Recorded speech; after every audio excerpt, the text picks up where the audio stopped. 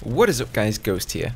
So the release date for Overwatch is almost upon us, and we're all going to get our hands on the game very soon. Now one question that's been on everybody's mind, and especially those who missed the open beta window, is which hero, or indeed which heroes, should I play, and for that matter, how many heroes? So in light of that, I thought I would discuss some of the pros and cons of sticking to a few main heroes, in inverted commas, and getting good at them, versus spreading your playing time over each and every hero in the game in a bid to become a more well-rounded and versatile player.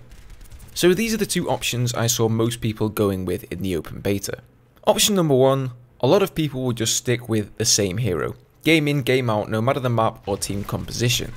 Overwatch is a game with a very diverse hero pool that caters to many different playstyles, and there are a lot of new people coming into the game from various FPS backgrounds. So one player from the sort of run and gun, fast-paced up close and personal gameplay of Call of Duty, for example, may find they do better with a hero like Tracer, whereas a CSGO player with excellent reaction time may prefer a sniper hero like Widowmaker. And the tendency for these players is then to stick with one specific hero in a bid to become as skilled as possible with them. Now the other camp I saw were players trying out everything, trying all the heroes, trying all the abilities, getting to know the basic playstyle of each one and what makes them tick, but at the same time, not really becoming particularly proficient with any of them. Another theme we saw was players picking some of those easier heroes to rake in the kills with, so heroes like Bastion, heroes like Torbjorn, perhaps Junkrat with his ultimate, and I tended to find that people generally steered clear of heroes with a slightly higher skill cap, like Hanzo. Right, I mean, I'm not saying that Torbjorn or Bastion don't require any skill, but it's far easier for new players to jump on those heroes and grab a couple of quick kills when they're new to the game.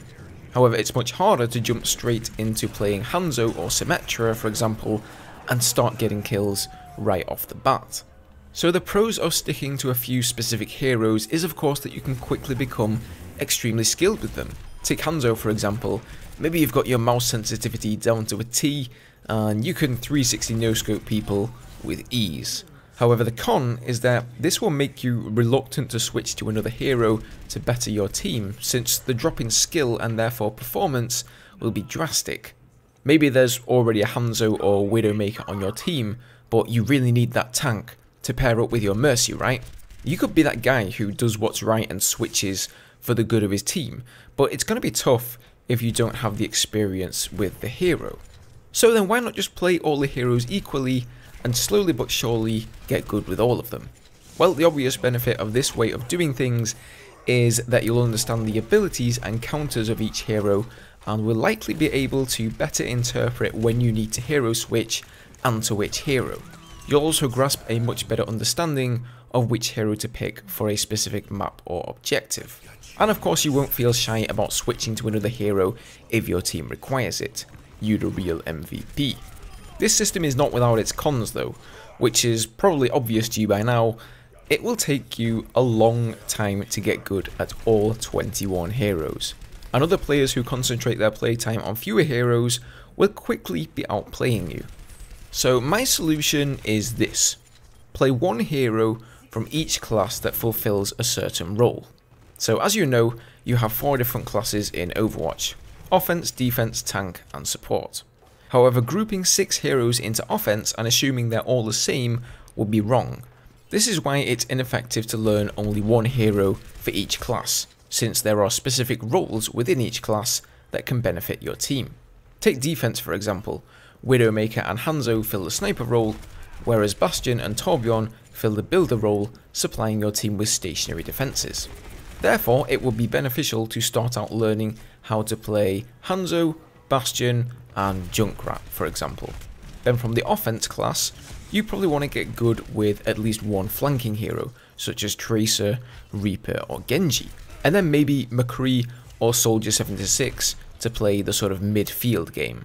For support, I would recommend Mercy, Zenyatta or Lucio, since Symmetra is really in a class of her own, and many people believe she should be made a defensive hero. You get the idea, right? Your team will often call on somebody to play a sniper, or a flanker, or a healer, and as long as you can play one of each of those roles, you should be good to go. So using this method, you can help your team to maximum effect, but not have to learn every character in depth all at the same time. And if you like, you can then switch characters whenever you like. So if you get bored of, playing Hanzo, when you need to fill that sniper role, mix it up and play Widowmaker instead. Of course, there will be times where a specific map or situation calls for a certain hero, and that may or may not be a hero that you're good with. But there's always that toss-up of, how is me playing a character I'm worse at going to impact my team versus how is me staying as my current hero going to burden it. In any case, I wish you all the best of luck getting good at your favourite heroes.